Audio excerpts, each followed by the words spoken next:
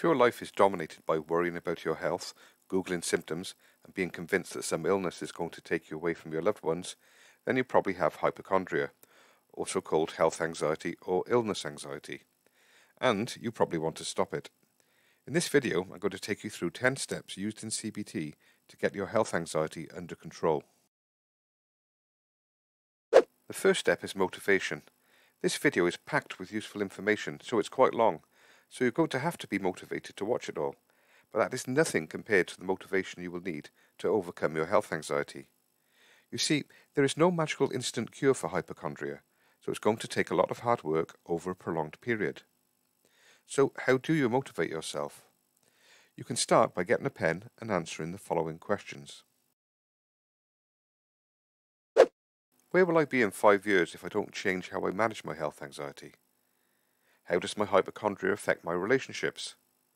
What would life be like if I didn't have health anxiety? What does my health anxiety prevent me from doing that I would like to do? Now put this list somewhere you will see it regularly to motivate yourself to keep working on your health anxiety. Step 2 is accept and understand that your symptoms are just anxiety. Instead of Googling signs of a heart attack or is my headache a brain tumour, Google physical symptoms of anxiety, or watch my video, 20 Anxiety Symptoms Explained.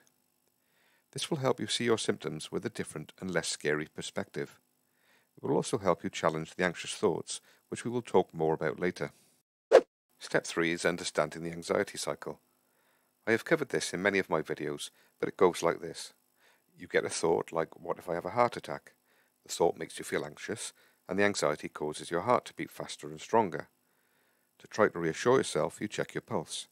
It's fast, which makes you think there is something wrong with your heart. So you feel more anxious, making your heart go even faster, and you start to notice other symptoms like faster breathing and sweating, so you feel more compelled to reassure yourself that you are safe. You take your blood pressure, but it's high, or you think it might be high, which reinforces the anxious thoughts even more. And so it goes on. Let me know in the comments below if this sounds familiar to you. Step 4 addresses the thoughts part of the anxiety cycle. CBT identifies thinking errors. Common thinking errors in hypochondria are emotional reasoning and catastrophization. In emotional reasoning, you conclude that a thought is true because of how you feel, despite evidence to the contrary. In catastrophization, your anxious thoughts escalate into imagining a catastrophe. Practice spotting these thinking errors. See my video on catastrophization for tips on how to deal with it. Once you have spotted the thinking errors, start to challenge them. Filling in a health anxiety thought record sheet can really help.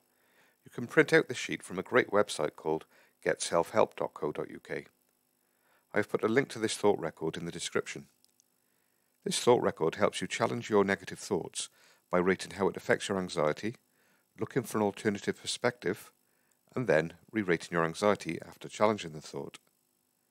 Use this form regularly until being able to challenge your thoughts becomes natural. The questions at the bottom of the form are particularly helpful. The thought record also has a column for behaviours. These are what is known as safety behaviours in CBT. Safety behaviours are the things you do to try and make yourself feel safer. These are things like Googling symptoms, constantly checking your body, or seeking reassurance from friends and family that you are not seriously ill. But as we saw from the anxiety cycle, these behaviours don't make you feel safer, they just fuel the anxiety. So step 5 is reducing your safety behaviours. But how do you do this? First, make a list of all your safety behaviours, and then each day keep a tally of how many times you use them. At the end of the week, count up how many times you have used each one. For the first week, don't try to reduce them, just get used to counting them. In the second week, just try to reduce them slightly. Don't try to stop them completely. 1, it's quite impossible, and 2, it can be counterproductive. The anxious brain accepts small gradual changes. It does not like big, sudden changes. At the end of each week, rate how your health anxiety has been overall. It will take a few months, but as you successfully reduce your safety behaviours, you should see your anxiety score reduce. This is because you are removing the fuel that drives the health anxiety. Step 6 is behavioural experiments.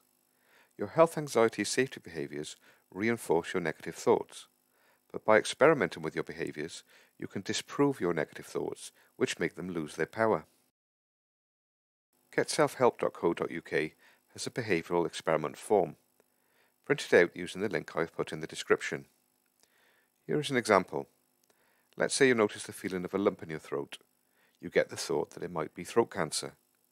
Normally you would immediately make an appointment to see your doctor. But instead, you experiment by waiting 2 weeks before you book an appointment. And in that time, you resist seeking any reassurance. You write down what you predict will happen. Then, 2 weeks later, you write down what actually happened. Then you reflect on what you've learnt and re-rate your belief in the original thought. Behavioural experiments can also be used to target avoidance behaviours, which also fuel health anxiety. For example, despite a doctor confirming that your heart is fine, you might avoid exercise for fear of a heart attack. The experiment could be to go for a brisk walk or exercise at home. When the experiment shows that you are not going to die, you can start increasing your exercise, which is good for both your physical and mental health. Step 7 is STOP. STOP is a technique used in CBT to interrupt negative thoughts before they take control of you. See my video on how to use STOP. Step 8 is mindfulness.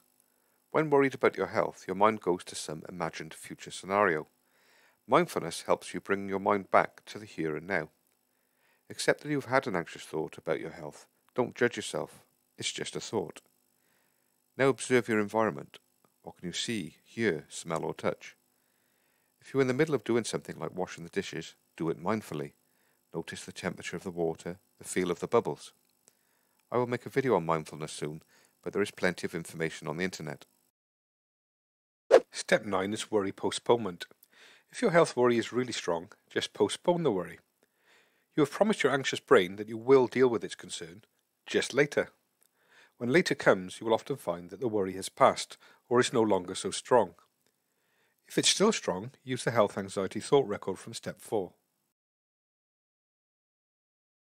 Step 10. Accept setbacks, be patient with yourself and persevere. It takes a long time to retrain an anxious brain. Safety behaviours will creep back in.